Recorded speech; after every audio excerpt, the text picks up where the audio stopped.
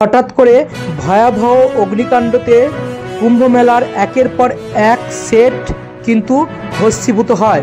কুম্ভ মেলা 2025 প্রয়াগরাজে অনুষ্ঠিত হচ্ছে এবং সেখানে কিন্তু আপনারা জানেন সেই কুম্ভ মেলায় কিন্তু দেশের বিভিন্ন জায়গা থেকে একের পর এক মহান সন্তরা এসে উপস্থিত হয়েছেন এবং তারা নিজেদের ছাউনি তৈরি করেছেন।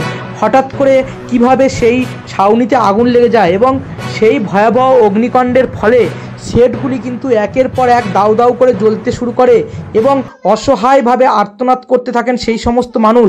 সেই সমস্ত মানুষের পাশে দাঁড়ালো ভারত সেবাশ্রম সংঘ।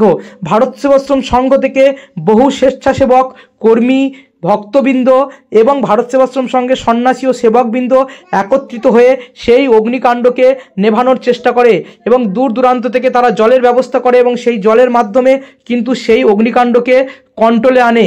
ইতিমধ্যে অনেক সেট কিন্তু পুড়ে গেছে, যে বিভিন্ন সাধুসন্তরা যে সেট তৈরি করেছিল সেই সেট কিন্তু ইতিমধ্যে পুড়ে গেছে এবং সেখানে উপস্থিত ভারত সেবাশ্রমের স্বেচ্ছাসেবকবৃন্দরা কিন্তু তাদের তৎপরতায় অক্লান্ত পরিশ্রমের মাধ্যমে সেই অগ্নিকাণ্ডের হাত থেকে মানুষজনকে বাঁচায়। সেখানে কিন্তু কোনো প্রাণহানি ঘটেনি।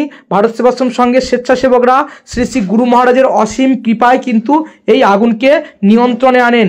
ইতিপূর্বেও কুম্ভ মেলায় গুরু মহারাজ যখন নিজে সশরীরে ছিলেন সেই সময়ও একবার অগ্নিকাণ্ড হয়েছিলেন এবং সেই অগ্নিকাণ্ড কিন্তু গুরু মহারাজ নিজের যোগ বলে কন্ট্রোল করেছিলেন।